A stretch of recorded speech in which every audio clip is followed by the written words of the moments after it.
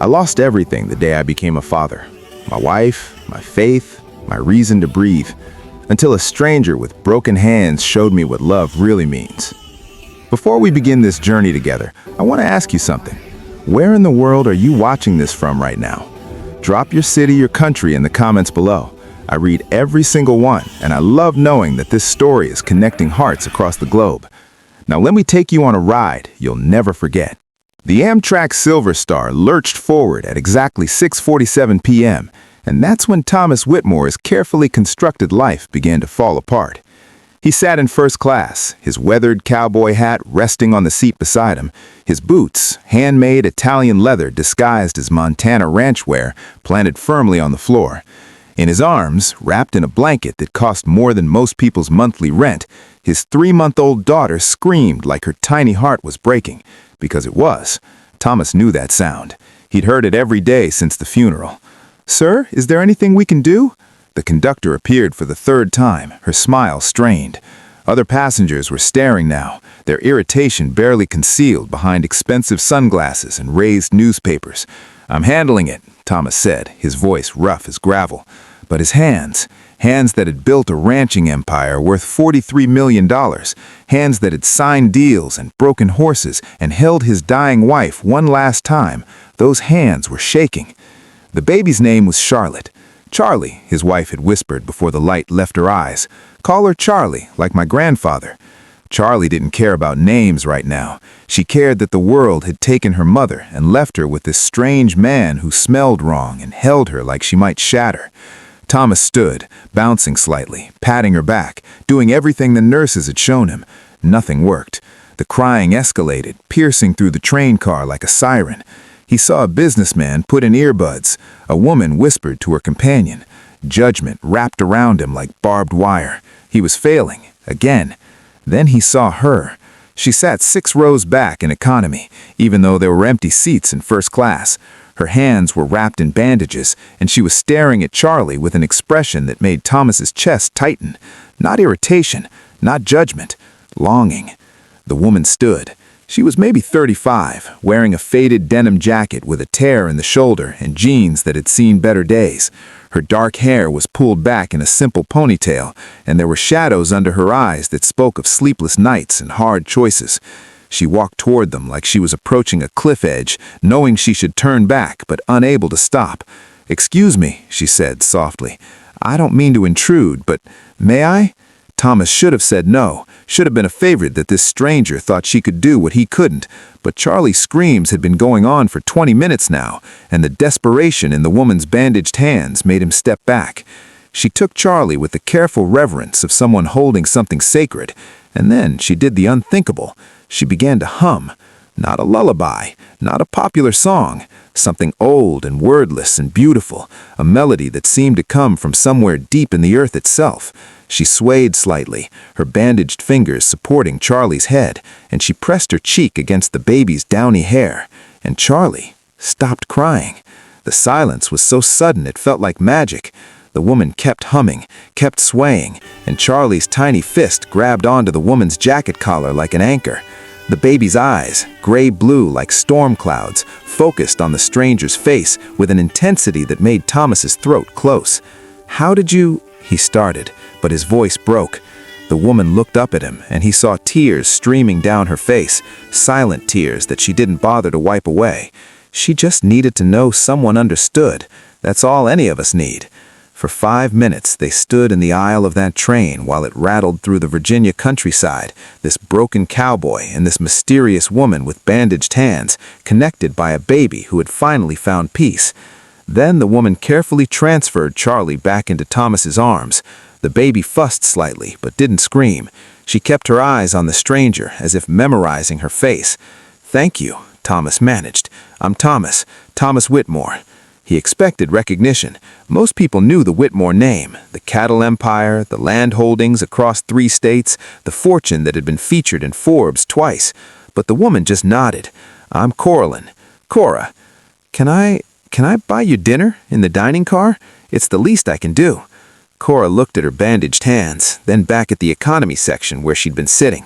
I saw her calculate something. Cost, perhaps, or risk.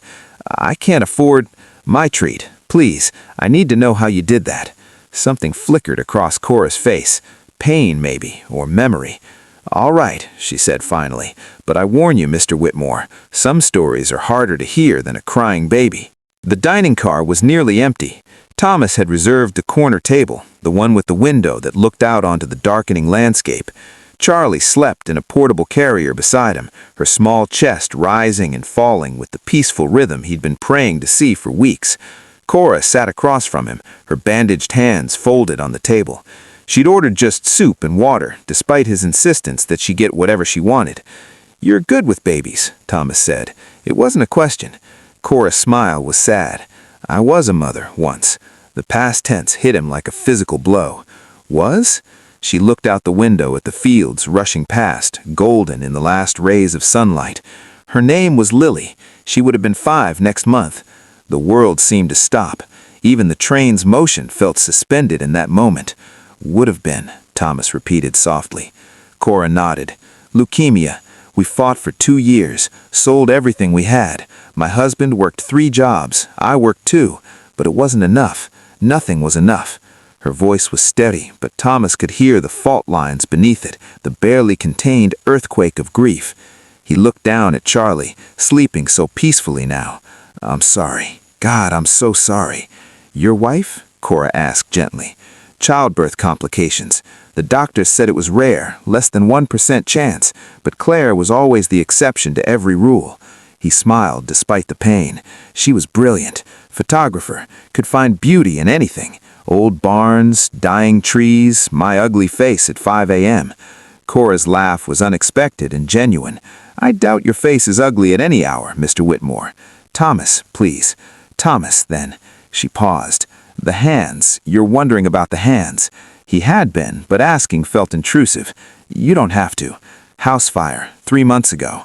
I went back in for Lily's baby blanket, the one she died holding."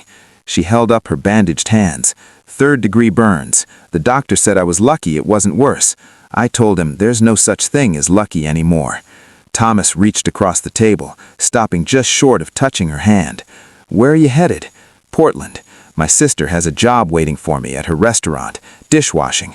She looked at her hands with a wry smile. "In a few weeks, anyway." "And you?" "Montana. Home. My ranch. I've been in Virginia settling Claire's estate.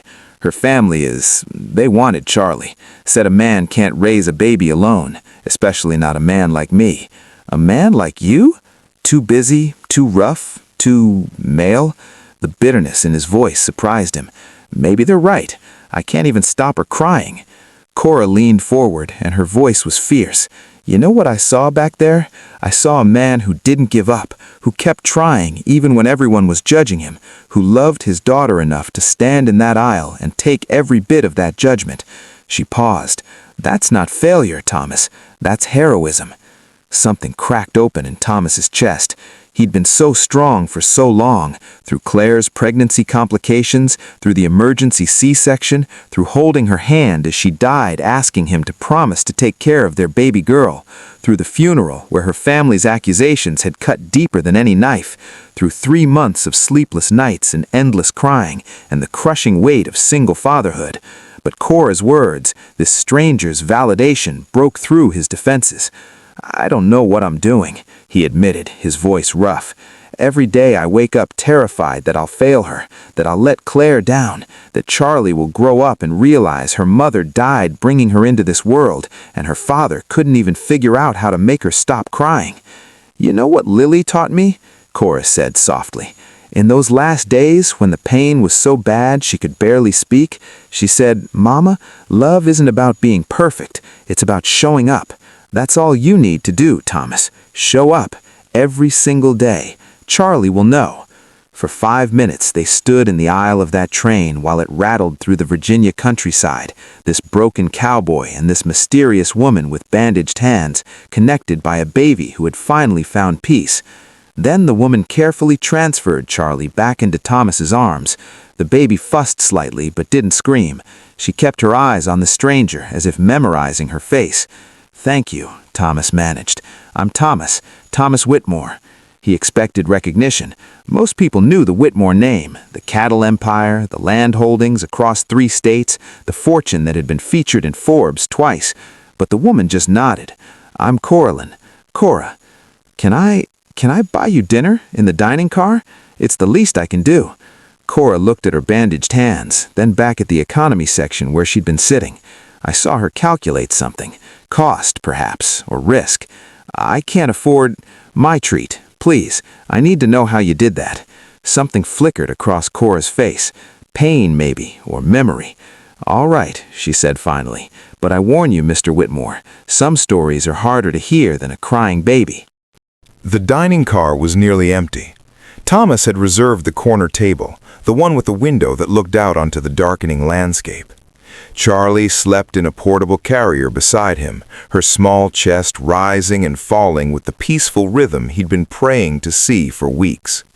Cora sat across from him, her bandaged hands folded on the table. She'd ordered just soup and water, despite his insistence that she get whatever she wanted. "You're good with babies," Thomas said. It wasn't a question. Cora's smile was sad. "I was a mother once." The past tense hit him like a physical blow. "Was?" She looked out the window at the fields rushing past, golden in the last rays of sunlight. "Her name was Lily. She would have been 5 next month." The world seemed to stop. Even the train's motion felt suspended in that moment. "Would have been," Thomas repeated softly. Cora nodded. "Leukemia. We fought for 2 years, sold everything we had. My husband worked 3 jobs. I worked 2, but it wasn't enough. Nothing was enough." Her voice was steady, but Thomas could hear the fault lines beneath it, the barely contained earthquake of grief. He looked down at Charlie, sleeping so peacefully now. "I'm sorry. God, I'm so sorry." "Your wife?" Cora asked gently. "Childbirth complications. The doctor said it was rare, less than 1% chance, but Claire was always the exception to every rule." He smiled despite the pain. "She was brilliant, photographer, could find beauty in anything. Old barns, dying trees, my ugly face at 5 a.m. Cora's laugh was unexpected and genuine. "I doubt your face is ugly at any hour, Mr. Whitmore." "Thomas, please." "Thomas, then." She paused. "The hands. You're wondering about the hands?" He had been, but asking felt intrusive. "You don't have to—" "House fire, 3 months ago. I went back in for Lily's baby blanket, the one she died holding." Cora held up her bandaged hands. "3rd-degree burns. The doctor said I was lucky it wasn't worse. I told him there's no such thing as lucky anymore." Thomas reached across the table, stopping just short of touching her hand. "Where are you headed?" "Portland. My sister has a job waiting for me at her restaurant. Dishwashing." She looked at her hands with a wry smile. "In a few weeks, when these heal anyway." "And you?" "Montana. Home. My ranch. I've been in Virginia settling Claire's estate. Her family they wanted Charlie. Said a man can't raise a baby alone, especially not a man like me." "A man like you?" "Too busy, too rough, too male." The bitterness in his voice surprised him. "Maybe they're right. I can't even stop her crying." Cora leaned forward, and her voice was fierce. "You know what I saw back there? I saw a man who didn't give up, who kept trying even when everyone was judging him, who loved his daughter enough to stand in that aisle and take every bit of that judgment." She paused. "That's not failure, Thomas. That's heroism." Something cracked open in Thomas's chest. He'd been so strong for so long, through Claire's pregnancy complications, through the emergency C-section, through holding her hand as she died, asking him to promise to take care of their baby girl, through the funeral where her family's accusations had cut deeper than any knife, through 3 months of sleepless nights and endless crying and the crushing weight of single fatherhood. But Cora's words, this stranger's validation, broke through his defenses. I don't know what I'm doing, he admitted, his voice rough. Every day I wake up terrified that I'll fail her, that I'll let Claire down, that Charlie will grow up and realize her mother died bringing her into this world, and her father couldn't even figure out how to make her stop crying. You know what Lily taught me? Cora said softly. In those last days, when the pain was so bad she could barely speak, she said, "Mama, love isn't about being perfect. It's about showing up. That's all you need to do, Thomas. Show up. Every single day. Charlie will know." They sat in silence for a moment, two broken people connected by loss and love, and the strange magic of a chance encounter on a train. "How long are you in Portland?" Thomas asked suddenly. I don't know, as long as it takes to get back on my feet." "What if you didn't go to Portland?" Cora looked up sharply. "What?" "Come to Montana, just for a few weeks. Teach me how to be what Charlie needs." The words tumbled out before he could stop them. "I can pay you, whatever your sister was offering, plus room and board. I have a ranch house with 6 bedrooms. You'd have your own space, no strings. Just help me not fail my daughter." "Thomas, you can't." "Why not?" I knew I sounded desperate, but I was past caring. "You said you have a few weeks before you can work anyway. Let those hands heal in Montana. Fresh air, space. And I looked at Charlie. I need help. Real help, not from nannies who clock out at 5 or in-laws who want to take her away. I need someone who understands what it's like to love a child that much." Cora's expression was torn. "You don't know me." "I know you walked into the middle of a crisis and fixed it with nothing but a song and kindness. I know you lost everything and you're still standing. I know my daughter stopped crying in your arms." She paused. "Sometimes knowing someone's heart is enough." The train swayed around a curve, and outside the window, stars were beginning to appear in the darkening sky. 2 weeks, Cora said finally. "I'll give you 2 weeks. Then I need to get to Portland and start my life over." Thomas felt something unfamiliar stir in his chest. Hope, maybe, or the first glimpse of light after months of darkness.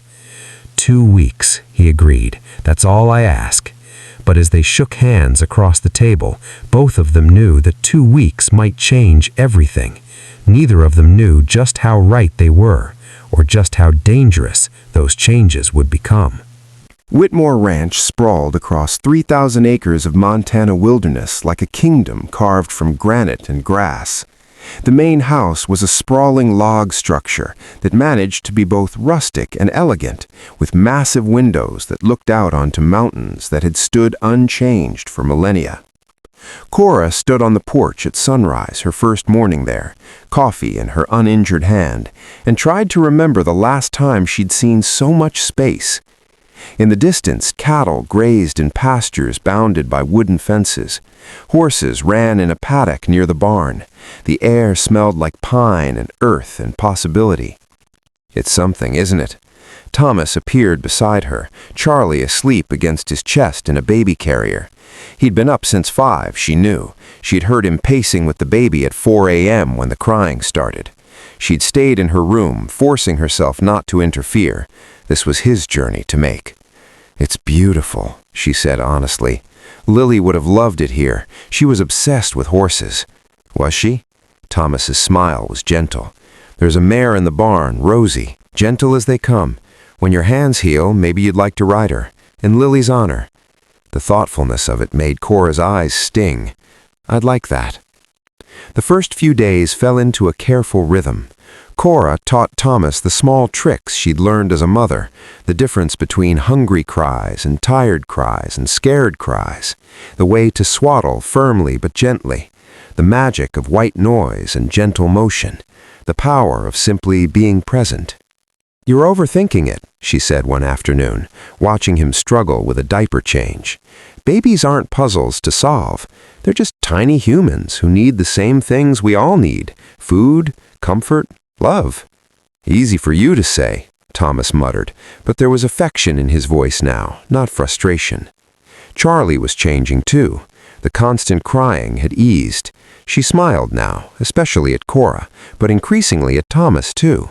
Her little personality was emerging, curious, alert, stubborn.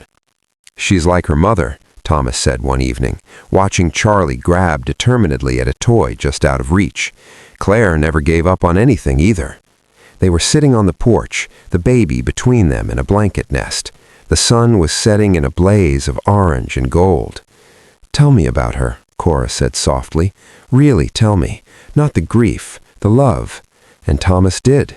He talked about how Claire had shown up at his ranch 7 years ago, a photographer hired to shoot a spread for Western Living magazine. How she'd been completely unimpressed by his money and his land, but captivated by the way morning light hit the mountains. How she'd convinced him to wake up at dawn for a week straight to catch the perfect shot. "She photographed everything," he said, smiling at the memory. "Birds, fences, my ranch hands eating breakfast. She said beauty was everywhere if you looked hard enough. I thought she was crazy." He paused. "Then she photographed me. Just me, working with a horse. And when she showed me the picture, I saw what she saw, someone worth loving." Cora's heart ached. "She sounds extraordinary." She was. And now she's gone, and I have this piece of her that I'm so terrified of breaking. He looked at Charlie. "What if I can't be enough?" "You are enough," Cora said firmly. "You already are. You just can't see it yet." In the house, Thomas's phone rang. He groaned. "That's probably Gerald, Claire's father. He calls every other day to check on things." The bitterness in his voice was clear. "He loves her," Cora offered carefully. "He wants to take her, says it's not proper for a baby to grow up on a ranch with just a father. Says Charlie needs a mother figure, a stable home." Thomas's jaw clenched. "Like I can't provide that." "Can you fight him, legally?" "My lawyers say yes. I'm the biological father. Claire wanted me to have full custody. It's in her will. But Gerald has money and connections, and a wife who's already set up a nursery in their house in Virginia." He rubbed his face. "And every day I struggle with a diaper or can't stop her crying. I wonder if they're right." Cora reached over and put her hand on his arm. Her bandages had come off yesterday, revealing pink, healing skin. "They're not right. Being a parent isn't about perfection. It's about love, and you have that in abundance." Their eyes met, and something shifted in the air between them. Something that had been building slowly over dinners and late-night conversations and shared moments of caring for Charlie. Something that felt dangerously close to more than friendship. Thomas cleared his throat and looked away. "I should get her inside. Bath time." "Need help?" "No, I need to learn to do it myself." But his smile was warm. "Tomorrow, though, tomorrow I might need help." "Tomorrow," Cora agreed, and ignored the way her heart had started beating faster. That night, she lay in her guest room and thought about her husband, Marcus. He'd been gone for a year now, disappeared 2 months after Lily died. She'd woken up one morning to a note saying he couldn't do it anymore, couldn't live in a world without their daughter. She'd been angry at first, then heartbroken, then numb. Now, for the first time, she felt something else. Not closure exactly, but a door opening. The possibility that life might have more chapters, even after everything had been torn away. It terrified her. She was here to heal, to help, to earn enough money to start over in Portland. She was not here to fall for a grieving widower with sad eyes and gentle hands, and a laugh that was starting to come more easily. Absolutely not. But as she drifted off to sleep, she could have sworn she heard Lily's voice, young and bright. "It's okay, Mama. You can be happy again." The 2 weeks were almost over. Cora stood in Thomas's study, a room she'd avoided until now. It felt too personal, too intimate.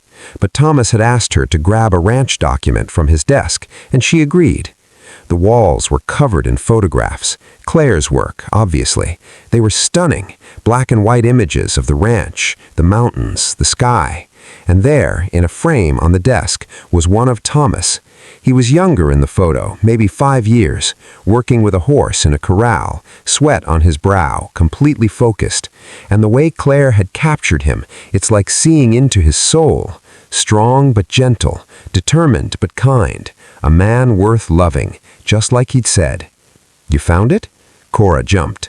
Thomas stood in the doorway, Charlie on his hip. The baby was awake and alert, tracking everything with those curious gray eyes. "Sorry, your wife was incredibly talented." Thomas walked over, looking at the photo. "That was the day I realized I was in love with her. She showed me this picture, and I couldn't deny it anymore." He smiled sadly. "Funny how a photo can change your whole life." "Funny," Cora echoed, but her voice sounded strange. "Cora?"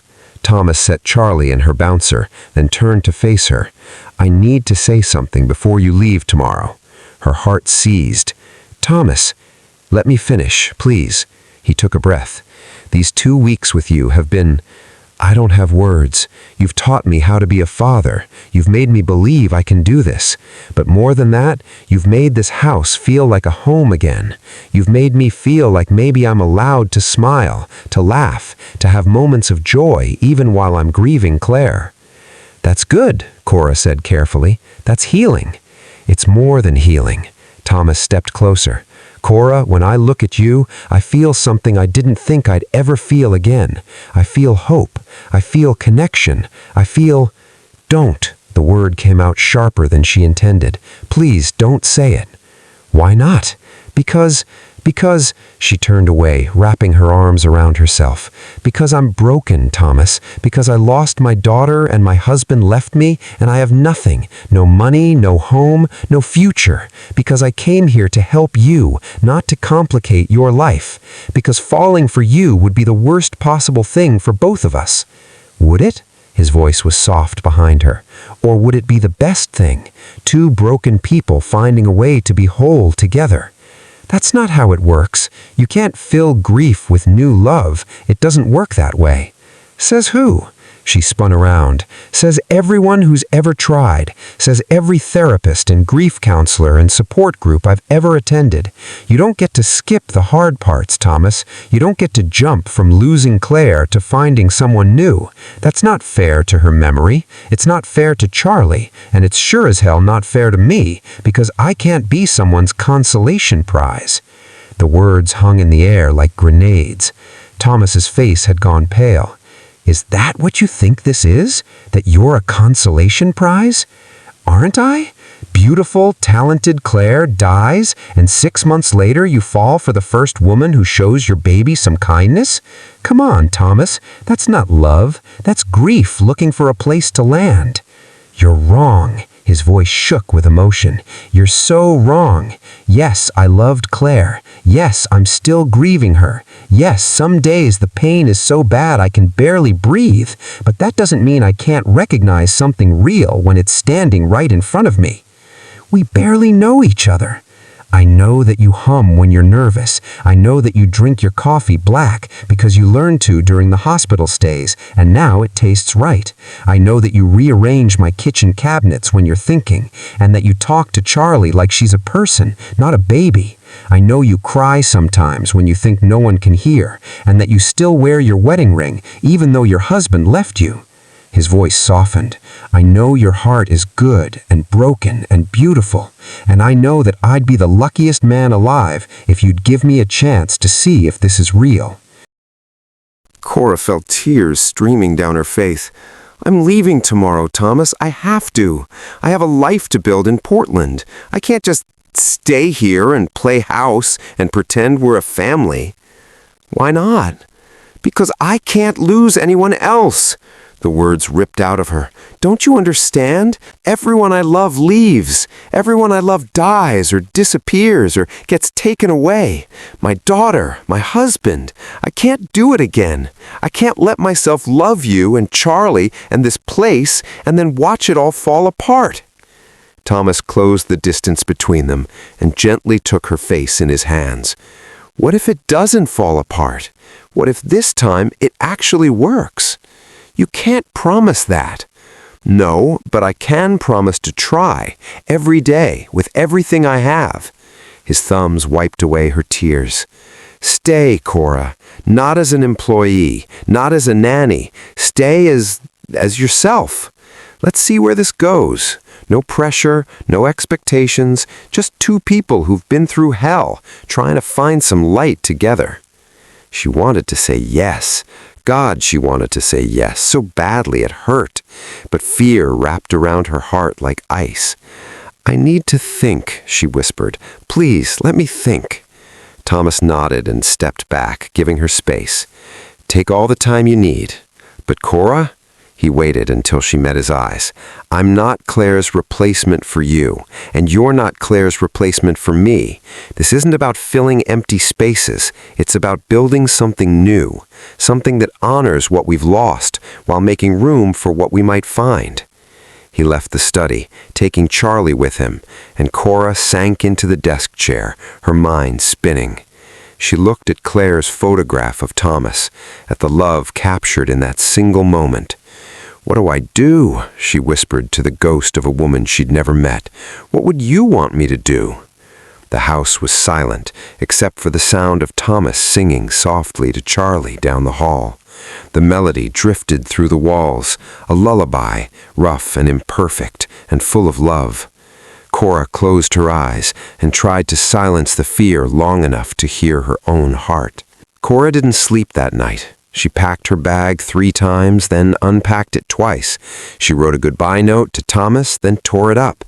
She rehearsed a speech about boundaries and grief and the impossibility of their situation. By dawn, she'd made her decision. She would leave. It was the only rational choice. She'd go to Portland, work in her sister's restaurant, rebuild her life brick by brick. This ranch, this man, this baby, they were a beautiful detour, but not her destination. She carried her bag downstairs at 6 a.m., expecting the house to be empty. Instead, she found chaos. Thomas was in the kitchen, phone pressed to his ear, Charlie screaming in his arms. His face was ashen. "I understand, Gerald. Yes, tomorrow. I'll have my lawyer call yours." He hung up and saw Cora. "You're packed?" "Thomas, what's wrong?" He looked at Charlie, then at Cora, and she saw raw fear in his eyes. "Claire's parents. They're filing for custody, emergency petition. They're claiming I'm unfit, that the ranch is an unsafe environment, that Charlie needs a stable 2-parent home." His voice cracked. "They're coming tomorrow with a court order to take her, pending the hearing." The bag slipped from Cora's hand. "They can't do that. They have a judge's signature, something about welfare concerns. My lawyer says it's unusual, but not unheard of, especially when grandparents have resources and influence." Thomas sank into a chair, still holding the crying baby. "I'm gonna lose her, Cora. I'm gonna lose the last piece of Claire I have." Cora's mind raced. What do they need? What would convince a judge you're fit? A stable home, a support system, evidence that Charlie's thriving, not suffering. He laughed bitterly. Pretty hard to prove when she cries all the time and I'm clearly struggling. She doesn't cry all the time anymore. She's happy here. Try telling that to a judge. Gerald's lawyer will paint me as a negligent father who can't handle basic child care. And honestly, he looked down at Charlie. Maybe they're right. Maybe she would be better off with them. At least she'd have 2 parents, a grandmother who knows what she's doing. "Stop!" Cora knelt in front of him, her hands on his knees. "Stop that right now! You're a good father, Thomas. I've watched you learn and grow and fight for her every day. You're not negligent. You're not unfit. You're human." Being human isn't enough in family court. An idea was forming in Cora's mind, a crazy, impulsive, possibly insane idea. What if it was a stable 2-parent home? She heard herself say. What if they couldn't argue you're doing this alone? Thomas looked at her confused. "I don't have time to find someone." "You already have someone." Her heart pounded. "Marry me." The words hung in the air like a thunderclap. "What?" "Marry me," Cora repeated, stronger now. "Today, right now, we'll go to the courthouse, get a license, make it legal. When Gerald shows up tomorrow, he'll find a married couple raising Charlie together, a stable 2-parent home, everything his lawyers say you lack." Thomas stared at her like she'd lost her mind. "Cora, you can't. That's insane. You were leaving. You don't want this." I don't want Charlie taken from a father who loves her. I don't want you to lose her because some judge thinks single parents aren't good enough. And I took a breath. I don't want to leave, Thomas. I've been lying to myself all night, trying to convince myself that Portland is what I need. But the truth is, I've been happier these 2 weeks than I've been in 2 years. And if marrying you means protecting you and Charlie, then yes, I want this. But you said... I said I was afraid. I am afraid. I'm terrified. But I'm more afraid of walking away and spending the rest of my life wondering what if. She grabbed his hand. This doesn't have to be a real marriage. We'll tell everyone it happened fast, that we fell in love on the train, which isn't even a lie, not really. And after the custody battle is over, if you want me to leave, I'll go, no strings. But right now, today, let me help you fight for your daughter. Thomas looked at Charlie, then back at Cora. You'd do that? You'd marry a man you barely know to save his custody case? I'd do it to save a family, she smiled through her tears. And maybe to save myself, too. Maybe we save each other. For a long moment, Thomas said nothing. Then slowly, he nodded. Okay, let's do it. Really? Really. But Cora... He stood, shifting Charlie to one arm and cupped Cora's face with his free hand. This can be real if you want it to be. Not today, not tomorrow, but someday. I meant what I said last night. I'm falling for you. And if this marriage starts as strategy but becomes something more, I'm okay with that. More than okay. She kissed him, quick and soft and full of promise. Let's start with saving your daughter. The rest we can figure out as we go. By noon, they were married. The courthouse ceremony was brief and practical, witnessed by 2 ranch hands Thomas had called in. Cora wore the same jeans and sweater she'd had on that morning. Thomas still had dust on his boots from the barn. Charlie slept through the whole thing in her carrier. When the judge pronounced them husband and wife, Thomas kissed Cora gently on the forehead, and she thought her heart might burst from the strange mix of terror and hope flooding through her. This is crazy, she whispered as they signed the certificate. Completely insane, Thomas agreed. Best decision I've made since building this ranch. They drove back to Whittemore Ranch as the sun began to set, newly married strangers who'd become something more, racing against time to build a defense against people who thought love had only one shape. That night, Cora moved her things into Thomas's room. Not into his bed, they had agreed on boundaries, on taking things slow, but into his space, making it visibly clear that this was a shared home, a shared life. She hung a few of her clothes in the closet next to his flannel shirts, put her toothbrush next to his in the bathroom, placed a photo of Lily on the nightstand. Thomas watched from the doorway, holding a sleeping Charlie. "This is your home now," he said quietly, "for however long you want it to be." "I know," Cora replied, and realized she meant it. Tomorrow, Claire's parents would arrive with their lawyers and their judgment and their court orders, but tonight, in this moment, they were a family. Broken pieces fitted together in a new shape. Not perfect, not conventional, but real. Gerald and Patricia Thornton arrived at Whittemore Ranch at exactly 9 a.m. with 3 lawyers, a child services investigator, and enough righteous indignation to fuel a crusade. Cora stood on the porch beside Thomas, Charlie in her arms, and watched the convoy of expensive cars pull up the drive. "You're ready for this?" Thomas murmured. "No. You? Not even a little." Gerald emerged from the lead vehicle, a tall man in his 60s, with silver hair and the bearing of someone used to getting his way. Patricia followed, elegant in a designer pantsuit, her face set in determined lines. They stopped at the foot of the porch steps, and Gerald's eyes went straight to Charlie. The love there was unmistakable. So was the judgment when his gaze shifted to Cora. "And who is this?" he asked coldly. "This is my wife." "Cora," Thomas said, his hand finding hers. "We were married yesterday." The silence was deafening. "Your wife?" Patricia's voice was ice. You married a stranger while fighting for custody of our granddaughter? I married someone who loves Charlie and who has been helping me learn to be the father she deserves. Thomas's voice was steady. And I'd appreciate it if you'd speak to her with respect. One of the lawyers stepped forward. Mr. Whitmore, we have a court order allowing for temporary placement of the minor child, Charlotte Claire Whitmore, with her maternal grandparents, pending a full custody hearing.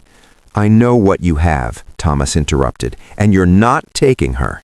The court says otherwise. The court assumed I was a single parent, struggling alone. That's not the case anymore. Charlie has 2 parents now, a stable home. Everything your petition claimed was lacking. Gerald's face flushed red. You can't seriously expect us to believe this is legitimate. A marriage of convenience to circumvent a custody order is still a legal marriage, Cora interjected, her voice calm but firm. And it's not convenience, it's love. Maybe it happened fast, but good things often do. Thomas and I met on a train, and we both knew immediately that we'd found something special. Some people call that fate. I call it a second chance. Patricia's expression wavered slightly. You're asking us to believe you fell in love with a man you just met and married him within weeks? I'm asking you to believe that 2 people who've both lost everything can recognize hope when they find it. Cora looked down at Charlie. I lost my daughter 2 years ago. Her name was Lily. She was 4 when she died of leukemia. I know what it's like to love a child with every fiber of your being, and I know what it's like to have that child taken away. Her voice broke slightly. What you're trying to do to Thomas, take Charlie from a loving parent, it's wrong, it's cruel, and I won't let it happen. The raw emotion in her words seemed to hit Patricia like a physical blow. The older woman's eyes filled with tears. We loved Claire, Patricia whispered. She was our only child, and losing her, we just wanted to protect what's left of her. I understand that, Thomas said, his voice gentler now. I do. But Claire chose me to raise Charlie. She trusted me, and she'd want her daughter to grow up on this ranch, in the home we built together, not torn away from her father because you're grieving. You can't even take care of her properly, Gerald said, but his voice had lost some of its earlier certainty. We've received reports, crying constantly, clear distress. From who? Thomas demanded. Who's been spying on me? Gerald didn't answer, which was answer enough. The child services investigator, a middle-aged woman named Susan Reeves, stepped forward. Mr. Whitmore, Mrs. Whitmore, I need to conduct a home evaluation. That's standard procedure in cases like this. Of course, Cora said, we have nothing to hide. For the next 2 hours, Susan toured the ranch. She examined Charlie's nursery, interviewed the ranch staff, observed Thomas and Cora interacting with the baby. She asked questions, probing, detailed questions about their relationship, their plans, their understanding of childcare. Cora answered honestly about meeting on the train, about the 2 weeks she'd spent teaching Thomas, about the decision to marry. It sounds impulsive, Susan said carefully. It was, Cora admitted, but sometimes the best decisions are. I know this looks convenient, I know it seems calculated, but I promise you what I feel for Thomas and Charlie is real. Maybe it's too soon to call it love, but it's something genuine, something worth fighting for. Susan made notes, her expression unreadable. In the living room, Gerald and Patricia sat stiffly on the couch, watching Thomas hold Charlie. The baby was awake and alert, tracking her father's face with curious eyes. She's grown, Patricia said softly, since the funeral. She's so much bigger. She is, Thomas agreed. He hesitated, then stood and walked over to his mother-in-law. Would you like to hold her? Patricia's face crumpled. She took Charlie with trembling hands, and the baby stared up at this stranger with calm curiosity. Hello, little one, Patricia whispered. I'm your grandmother. I loved your mother so much, so very much. Cora watched from the doorway, her heart aching. These weren't villains. They were grieving parents trying to hold on to their daughter any way they could. We don't have to be enemies, she said quietly, entering the room. Charlie needs her grandparents. She needs to know about Claire, to see photos and hear stories and understand where she came from. You're welcome here, anytime, always. Gerald's face looked surprised. You'd do that? After we tried to take her away? You didn't try to take her away. You tried to protect her. I understand that. Cora sat down across from them. But she doesn't need protecting from Thomas. She needs her father. And she needs you, too. All of us, together. Isn't that better than fighting?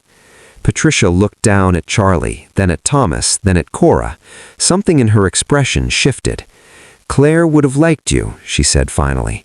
She always believed in second chances, in finding beauty in broken things. She sounds like she was remarkable, Cora said. She was. Patricia handed Charlie back to Thomas.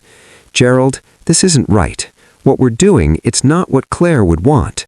Gerald? No, look at them. Really look at them.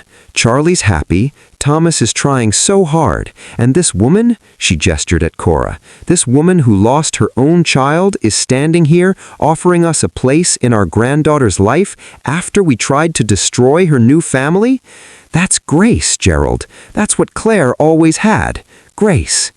Gerald's face worked through a series of emotions: anger, grief, resistance, finally reluctant acceptance.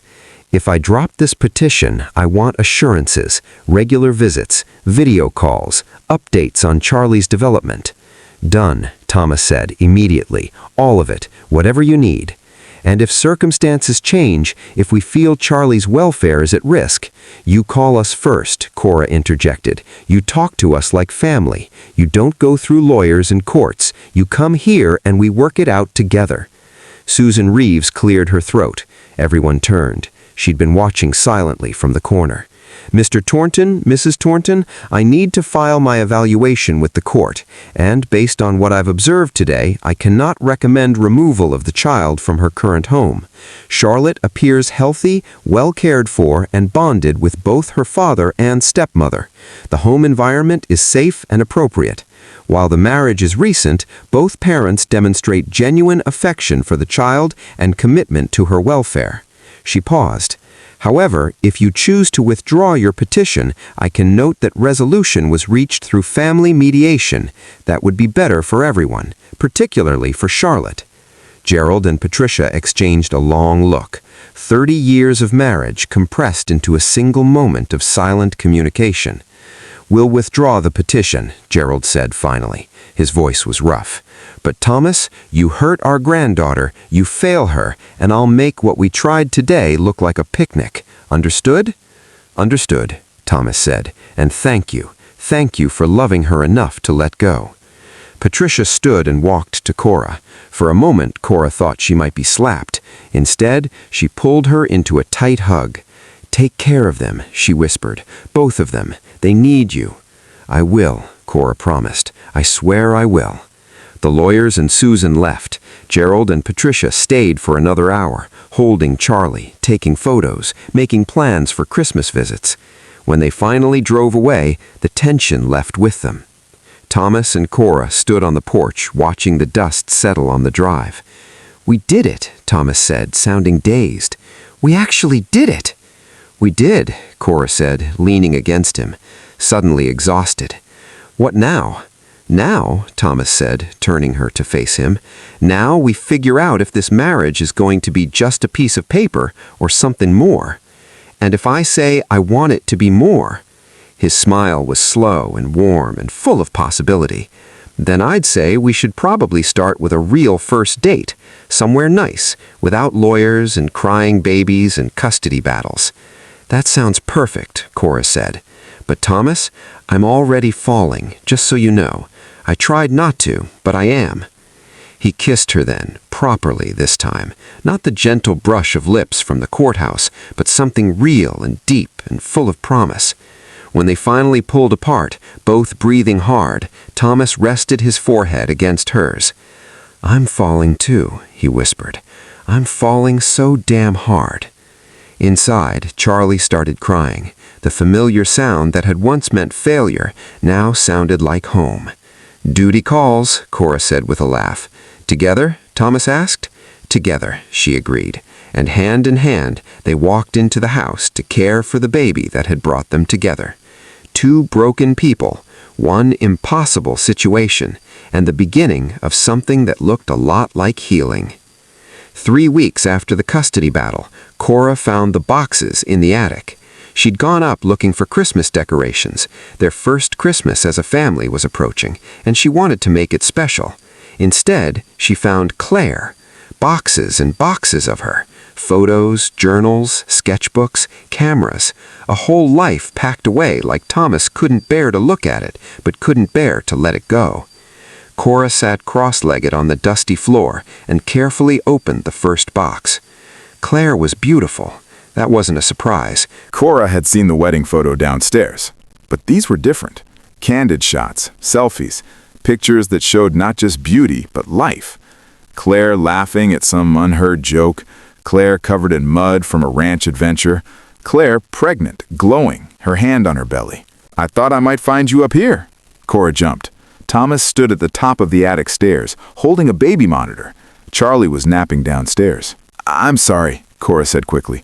"I wasn't snooping. I was looking for decorations and I found—" "It's okay." Thomas sat beside her, looking at the photo in her hands. It was Claire at what looked like a county fair, cotton candy in hand, eyes bright with joy. "I put these up here after the funeral. Couldn't have them out, couldn't throw them away, so I hid them, I guess." "She was lovely." "She was." Thomas pulled out another photo. "This was our second date.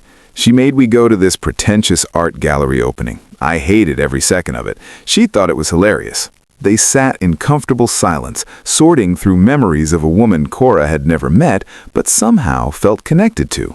"Does it bother you," Thomas asked suddenly, "that I loved her, that part of me always will?" Cora considered the question carefully. "No, it would bother me if you didn't.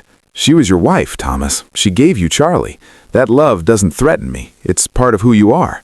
She paused. "Does it bother you that I still love Lily, that I think about her every single day?" "Not even a little." Thomas squeezed her hand.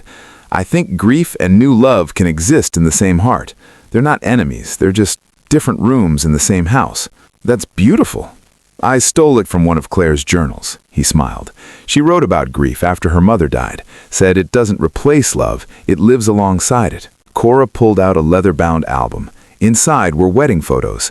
Claire in a simple white dress, Thomas in a suit looking terrified and happy. Their first dance, cutting the cake, a kiss at sunset.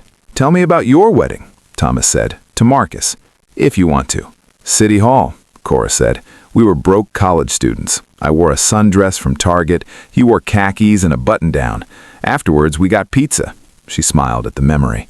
"It was perfect, or at least I thought it was." "Do you hate him for leaving?" "I did. For a long time I did. Now I just feel sad. For him. For what he lost by running instead of staying." She looked at Thomas. "You didn't run.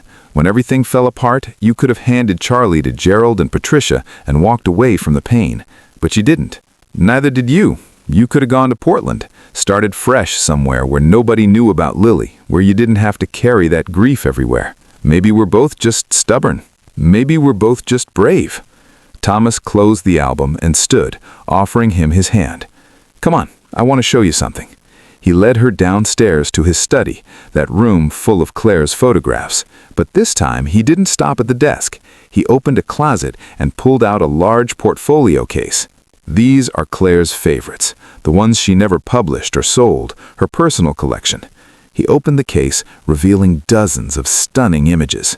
"I want to hang them in the house, not hidden in boxes or stuck in an attic. I want Charlie to grow up surrounded by her mother's art. Thomas, and I want you to choose where they go, because this is your home too now. You get a say in how it looks, how it feels. I don't want you living in a shrine to Claire.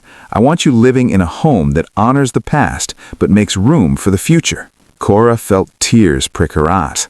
"That's one of the kindest things anyone's ever said to me. You deserve kindness, Cora. You deserve to be happy. Both things can be true. I can honor Claire's memory and build a life with you. You can remember Lily and still have joy. The people we lost would want that for us. They'd want us to live." He was right.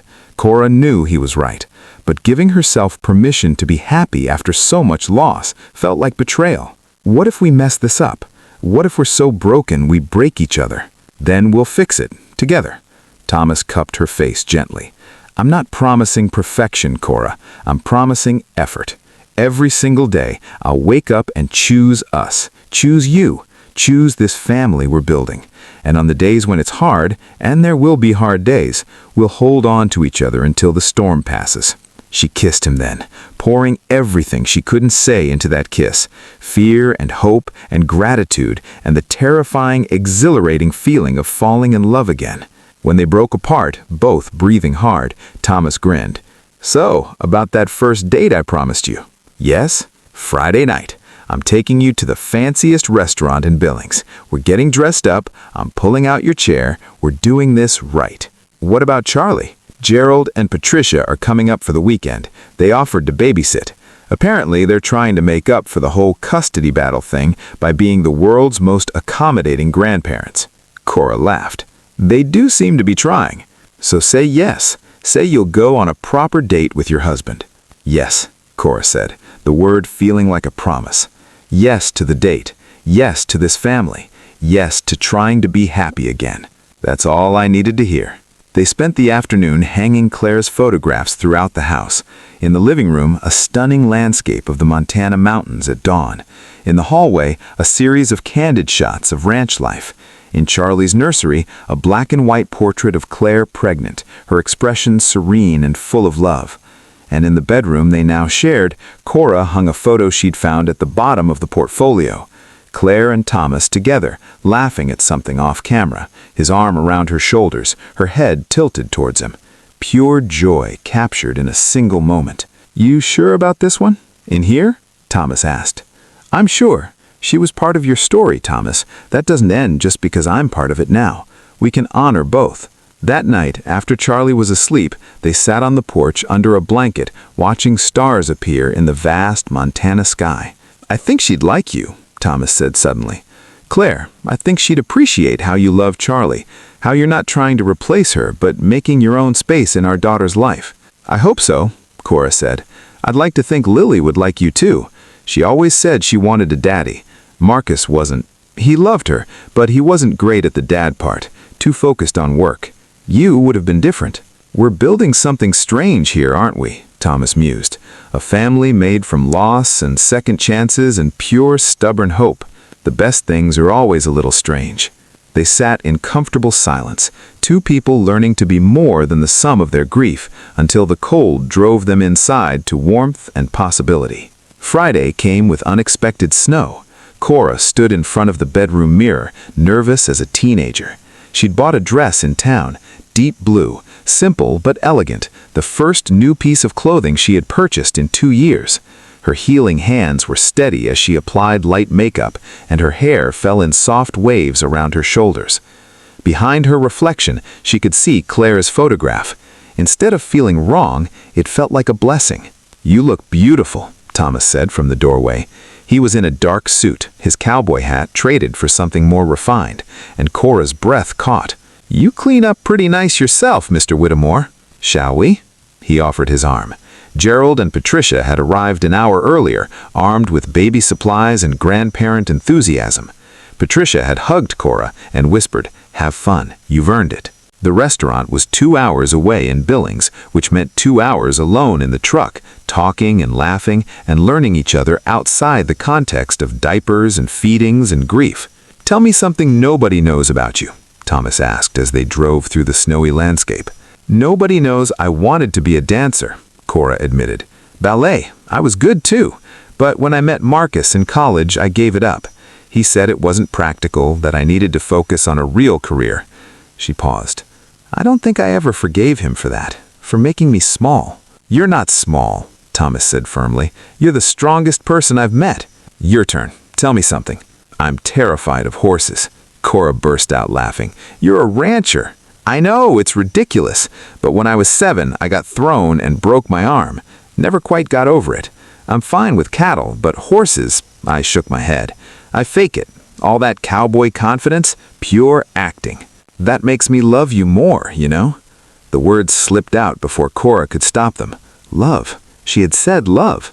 Thomas's hand found hers across the console. Good, because I love you too. Have for weeks now. Just been waiting for the right moment to say it. This is the right moment, Cora whispered. Yeah, it really is. The restaurant was everything he had promised. Intimate lighting, white tablecloths, a view of the snow-covered city. They ordered wine and steak and dessert, and they talked about everything and nothing. About their childhoods, about dreams they'd given up and dreams they might still chase. About what they wanted for Charlie, a childhood of love and horses despite Thomas's fear and wide-open spaces. I want to go back to school, Cora said suddenly. Get my teaching degree. I always loved working with kids, and I thought maybe I could teach at the school near the ranch.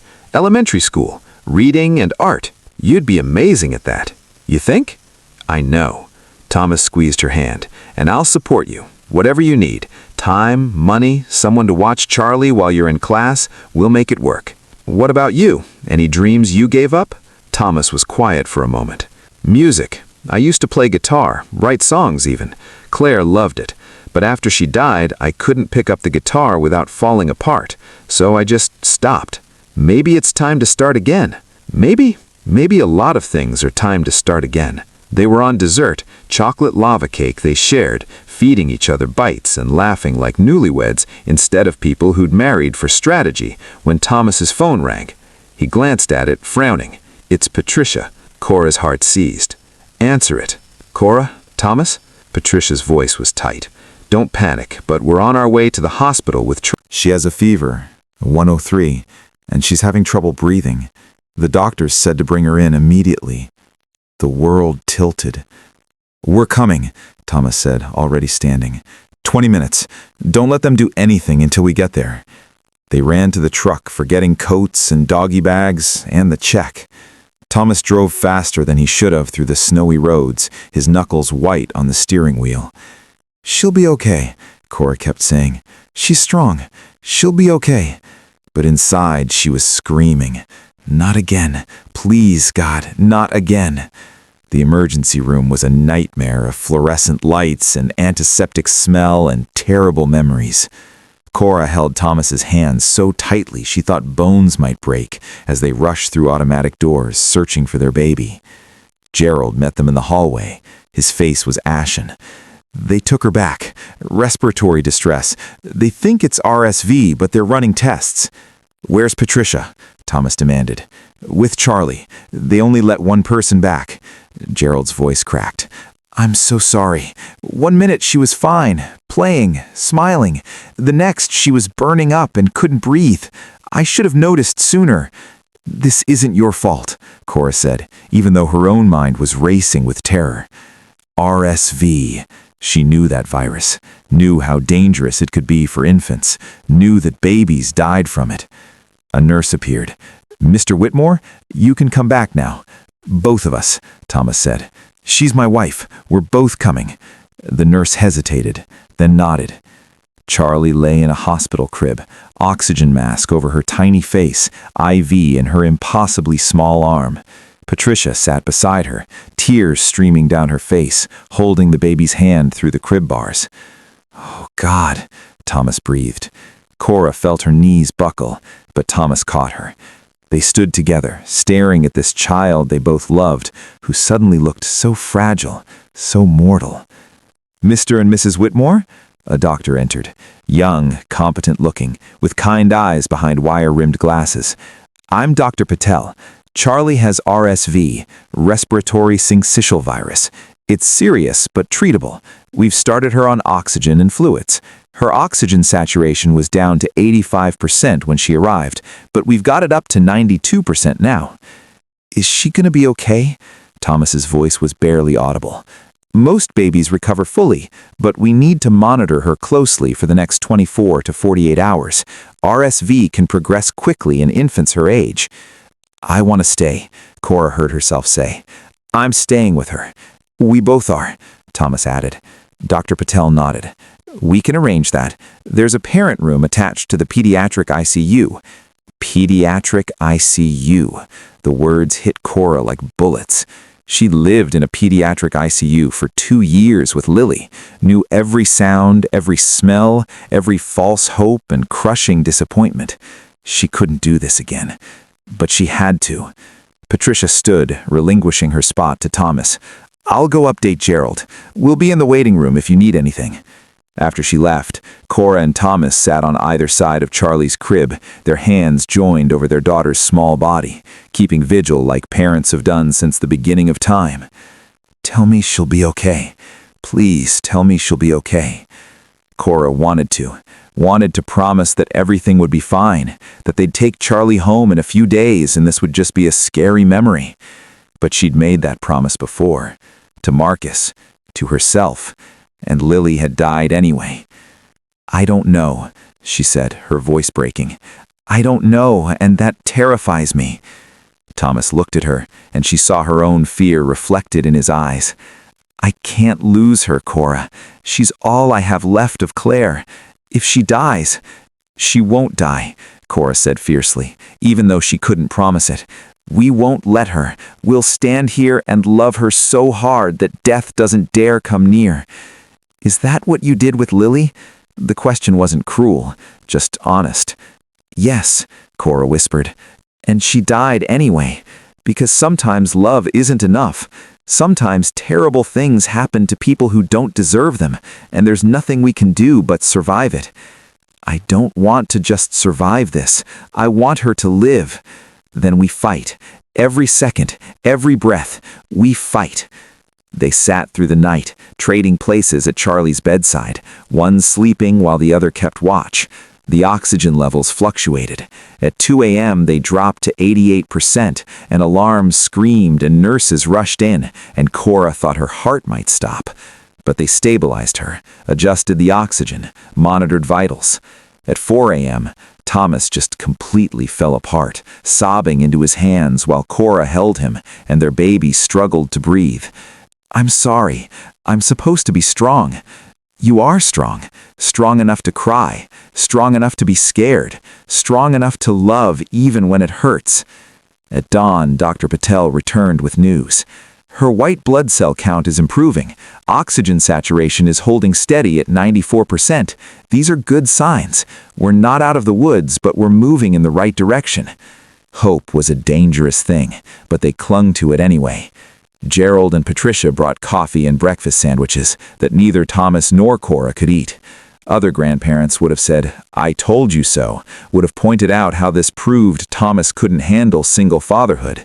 Instead, Patricia just hugged them both and said, "She's a fighter, like her mother." On the second day, Charlie's fever broke. On the third day, they removed the oxygen mask. On the fourth day, she smiled at Thomas, that gummy, beautiful baby smile that meant everything was going to be okay. "We can discharge her tomorrow," Dr. Patel said. "Keep her away from crowds for a few weeks. Watch for any respiratory issues. But she's going to be fine." Fine. The word was a miracle. That night, with Charlie finally sleeping peacefully and the worst behind them, Thomas and Cora sat in the parent room on an uncomfortable vinyl couch, exhausted and wrung out and grateful. "I couldn't have done this without you. These past 4 days, you could have. You're stronger than you think. Maybe, but I don't want to do it without you. This—" He gestured at the hospital room, at their sleeping daughter, at the life they were building. "This is hard. It's terrifying. There will be more hospitals, more close calls, more nights of wondering if we're doing anything right. I know, but I want to do it with you. Not because I need someone to share the burden, but because you make me better. You make us better." He took her hands. "Move into my room for real. Not just for show, not just to prove something to lawyers. Move in because you want to, because we are a family." Cora looked at this man she'd met on a train barely 2 months ago, this grieving widower who'd become her husband, her partner, her family.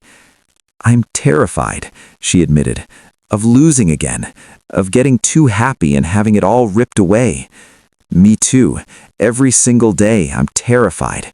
But Cora," he leaned in, his forehead touching hers, "I'd rather be terrified with you than safe and alone." "Okay," she whispered. "Okay, yes, let's be a family. A real one." They kissed there in the hospital, with monitors beeping and fluorescent lights humming, and their daughter breathing steadily in the next room. And for the first time since Lily died, Cora allowed herself to believe that maybe, just maybe, she was allowed to be happy again. 6 months later, spring came to Montana like a promise kept. Cora stood in the paddock, wearing jeans and one of Thomas's old flannel shirts, watching Charlie toddle after a barn cat with single-minded determination. The baby was 9 months old now, sturdy and curious and full of personality. "She's gonna be trouble," Thomas said, appearing beside her with 2 cups of coffee. "Just like her mother's." "Both of them, huh?" "Both of them," he confirmed with a grin. Cora had started classes at the local community college in January. 2 nights a week, she drove into town for her education courses while Thomas handled bedtime. He'd started playing guitar again, too. Soft songs he'd write while Charlie played on a blanket at his feet. The house had changed. Claire's photographs still hung on the walls, but Cora's touches were everywhere now. Her books on the shelves, her coffee mugs in the cabinet, a photo of Lily in the living room, right next to Claire's wedding picture. 2 women who'd never met, honored side by side. Patricia and Gerald visited twice a month now, true grandparents instead of adversaries. They'd even started talking about summer vacation plans, wanting Charlie to visit them in Virginia for a week. "You trust them?" Cora had asked Thomas. "I do, finally." The ranch was thriving. Thomas had hired a new foreman, freeing up more of his time for family. They'd started talking about expanding, maybe breeding horses, despite Thomas's fear. Cora thought she could convince him. She was getting good at that. "I need to tell you something," Cora said now, setting down her coffee cup. "Okay?" Thomas looked nervous. "I'm pregnant." The words hung in the air like soap bubbles, fragile and beautiful. Thomas stared at her. "You're what?" "Pregnant. 8 weeks. I found out yesterday. I wanted to wait until I was sure to tell you." He set down his own cup very carefully, then swept her into his arms, spinning her around while she laughed. Charlie clapped her hands, delighted by the commotion. "We're having a baby," Thomas said, his voice full of wonder. "A baby." "Are you happy?" "Happy, Cora? I'm terrified and thrilled and so in love with you I can barely stand it." "Good, because I feel exactly the same way." They stood there in the Montana sunshine, a found family that had started on a train with a crying baby and a desperate man and a woman with bandaged hands. "You know what this means," Thomas said. "What?"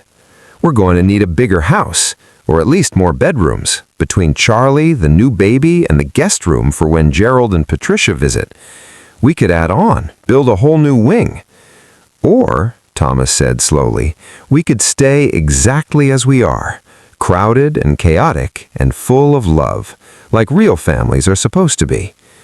"I like that option better." Charlie toddled over and grabbed Cora's leg, demanding to be picked up. Cora lifted her, settling the baby on her hip with the ease of practice. "You know what I realized?" Cora said. "I spent so long thinking I'd used up all my chances at happiness, that Lily was it, that I'd had my turn and the universe was done with me. But that's not how it works. No? No. Life keeps giving us chances. Some of them hurt, some of them heal. The trick is showing up for all of them." "Someone wise once told me that," Thomas said with a smile, "on a train 6 months ago when my whole world was falling apart. Smart woman. The smartest. Married her as fast as I could." They walked back to the house together, Charlie between them, each holding one of her chubby hands as she practiced walking. Inside, they could see Claire's photographs through the windows, capturing the beauty she'd seen in this place. And somewhere, Cora liked to imagine, Lily was smiling too, proud of her mama for being brave enough to love again. That evening, after Charlie was in bed and the stars were coming out, Cora and Thomas sat on their porch, their spot now, their ritual. "What should we name the new baby?" Thomas asked. "I don't know. Something strong, something that honors where we've been, but celebrates where we're going." "Hope," Thomas suggested, "if it's a girl. Hope." Cora thought about that, about everything hope meant, the risk of it, the courage it took to hope after loss. "Hope," she agreed. "And if it's a boy, James, after your father." Cora felt tears prick her eyes. She'd barely mentioned her dad, who died when she was 12, but Thomas had remembered. "Hope or James Whitmore," she said. "I like it." "Me too." They sat in comfortable silence, two people who'd found each other in the middle of grief and built something worth fighting for. "Thomas," Cora said softly. "Yeah?" "Thank you." "For what?" "For not giving up. On Charlie, on yourself, on us. You could have at so many points, but you didn't." Thomas pulled her close, and she rested her head on his shoulder, feeling his heartbeat steady and strong beneath her ear. "I have something for you," he said suddenly, reaching into his pocket. He pulled out a small velvet box. "Thomas, what?" "I know we're already married. I know we did this backwards, marriage first, love second, but I want to do at least one thing the traditional way." He opened the box, revealing a simple gold band with a small diamond. "This was my grandmother's. She wore it for 60 years, loved my grandfather every single day, through wars and depressions and 5 kids and more hardship than most people face in 3 lifetimes." Cora's breath caught.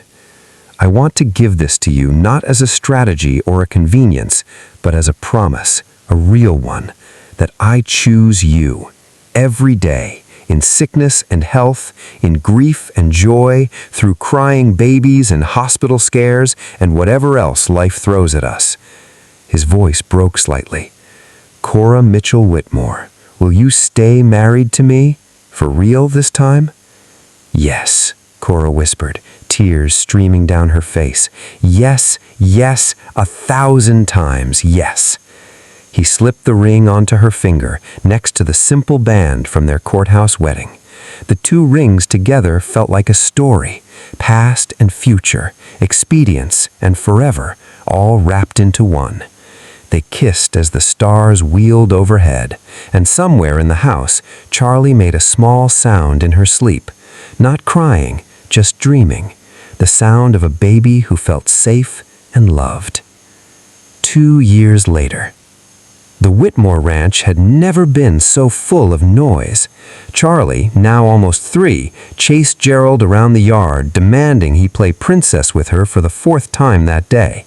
Hope, a sturdy 1-year-old daughter with Thomas's eyes and Cora's stubborn chin, sat in Patricia's lap on the porch, gumming a teething ring and babbling contentedly. Inside the newly built addition to the house, Cora's mother, who'd reconciled with her after years of estrangement, was helping prepare dinner. The kitchen smelled of roast chicken and apple pie, and family. Thomas stood at the stove, guitar slung over his back. He never went anywhere without it now, stirring gravy while singing some ridiculous made-up song about ranch cats. He'd released an album last year. Quiet, acoustic, heartfelt. It hadn't sold millions, but it had sold enough. More importantly, it had healed something in him. Cora walked in from her shift at the elementary school where she now taught 2nd grade. Her classroom was full of photos. Lily was there, prominently displayed, next to pictures of Charlie and Hope and Thomas. Her students knew about both her daughters. She talked about loss and love with the honesty children deserved. "How was your day, Mrs. Whitmore?" Thomas asked, pulling her in for a kiss. "Perfect, exhausting, wonderful." She looked around at the chaos, her mom, her in-laws, her daughters, her husband, just like this. "I got a call from Claire's college roommate today," Thomas said. She's putting together a memorial exhibition of Claire's photography, wants to include some of the ranch photos. That's wonderful. What did you say? I said yes, and I told her about you, about how you helped me honor Claire's memory while building our own life. She wants to meet you. I'd like that. It had taken time, but Cora stopped feeling like she was competing with a ghost. Claire was part of their family story now, woven into it like a golden thread. Her photographs hung throughout the house. They told Charlie stories about her birth mother.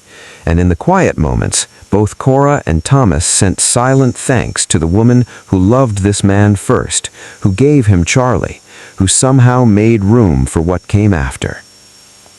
That evening, after Charlie was in bed and the stars were coming out, Cora and Thomas sat on their porch, their spot now, their ritual. "What should we name the new baby?" Thomas asked. "I don't know. Something strong, something that honors where we've been, but celebrates where we're going." "Hope," Thomas suggested. "If it's a girl, Hope." Cora thought about that, about everything hope meant, the risk of it, the courage it took to hope after loss. "Hope," she agreed. "And if it's a boy, James, after your father." Cora felt tears prick her eyes. That evening, after the grandparents had left and the girls were asleep, Cora found Thomas in what had become his music room, guitar in hand, scribbling lyrics on a piece of paper. "New song?" she asked. "About a train," he said with a smile, "and a crying baby, and the woman with bandaged hands who saved us both. That sounds like a good story. The best story." He set down the guitar and pulled her onto his lap. "You know what I think about sometimes?" "What?" "What would have happened if you hadn't walked down that aisle? If you'd stayed in your seat, put in earbuds, ignored us like everyone else?" "I couldn't have. The moment I heard her cry, I knew I had to try." "Why? You didn't know us." Cora thought about that, about the pull she'd felt toward Charlie, toward Thomas, toward this life she hadn't known she was looking for. "I think broken things recognize each other," she said finally. "I think we were three shattered people, and somehow our broken pieces fit together into something whole. That's beautiful. It's true." She kissed him softly. "Best decision I ever made, walking down that aisle." "Second best," Thomas corrected. "Oh? The best was saying yes when I asked you to stay." They sat in the quiet of the house they'd built together, not just the physical structure, but the family, the life, the love. Outside, Montana spread out in all directions, vast and wild and full of possibility. And in the nursery down the hall, two little girls slept peacefully, dreaming of horses and stars and all the tomorrows that lay ahead. 3 years ago, Thomas had been a grieving widower who couldn't stop his baby from crying. 3 years ago, Cora had been a broken woman with burned hands and an empty heart. Now they were a family. Imperfect, complicated, built from loss and second chances and the kind of stubborn hope that refuses to quit. But real, so incredibly real. And as Thomas picked up his guitar and began to play, a soft melody about trains and babies and finding love in the darkest moments, Cora closed her eyes and let herself be happy.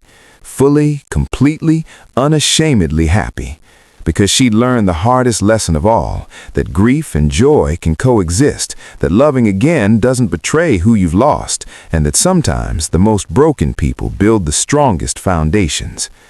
The train that brought them together had been heading west, toward sunset, toward endings, but really it had been heading toward this, toward home, toward family, toward the kind of love that shows up even when it's hard, that stays even when it's scared, that chooses connection over safety every single time.